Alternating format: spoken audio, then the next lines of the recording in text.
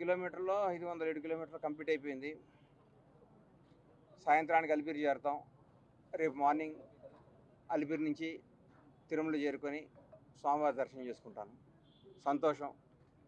జనవరి 19వ తారీఖు నాడు షాద్ నగర్లో ఈ యాత్ర ప్రారంభించడం జరిగింది. ఒక్క అడుగు కూడా దేవుడి పాదాల దగ్గర చెప్తున్నా, ఒక్క అడుగు కూడా తప్పు చేయలేదు.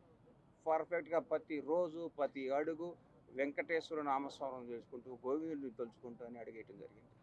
ఇది నిజాయితీ గల సంకల్పయాత్ర, నీతి గల సంకల్పయాత్ర. నారా చంద్రబాబు నాయుడు గారు జైల్లో ఉన్నప్పుడు సార్ ఏమవుతాడని భయంతో ఒకరోజు వస్తాడు, 2 రోజులు వస్తాడు, 3 రోజులు వస్తాడు, 40 రోజుల తర్వాత టెన్షన్ స్టార్ట్ అయిపోయింది. ఏమైపోతాడా, అసలు చంద్రబాబు నాయుడు గారు బయటకు వస్తాడా రావడానికి దిగులు స్టార్ట్ అయిపోయింది. ఒకరోజు సుప్రీంకోర్టు న్యాయస్థానం దగ్గర బయటకు వస్తే గౌరవ న్యాయమూర్తి గారు ఇది నా ముందు కాదు, నేను వాదించునని పక్కన పెట్టడం జరిగింది.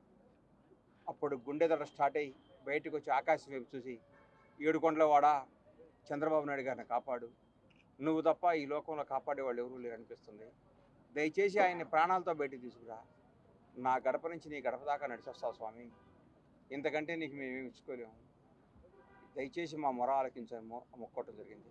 నాలాగే ప్రపంచవ్యాప్తంగా ఉన్న కోట్లాది అభిమానులు ఆయన సార్ తిరిగి రావాలని అందరూ ఆ స్వామివారిని ప్రార్థించడం జరిగింది. అందరి మొర ఆలకించిన ఆ ఏడుకొండలవాడు చంద్రబాబు గారిని బయటికి తీసుకురావడం జరిగింది.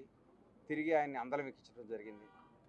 ఆ భాగంగా సార్ బయటకు వచ్చినప్పుడు మొక్కుకునే భాగంగా నేను ఈ పాదయాత్ర చేయడం జరిగింది. జనవరి 12వ తారీఖు నాడు ఆ కేసు కొట్టేయడం జరిగింది.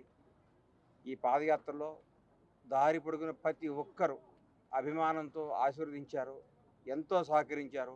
పోలీసు వారు కానీ ప్రజలు కానీ మాకు ఇంత ఇబ్బంది కలగకుండా ఇంత దూరం తీసుకొచ్చారు. పేరు పేరున ప్రతి ఒక్కరికి పాదాభివందనాలు తెలియజేసుకుంటున్నాను. ఈ అవకాశం ఇచ్చిన, ఈ నడిచే అవకాశం కల్పించిన దేవదేవుడు ఏడుకొండల వాడికి ఒక్కసారి కృతజ్ఞతలు తెలియజేసుకుంటూ సెలవు తీసుకుంటున్నాను. Thank you.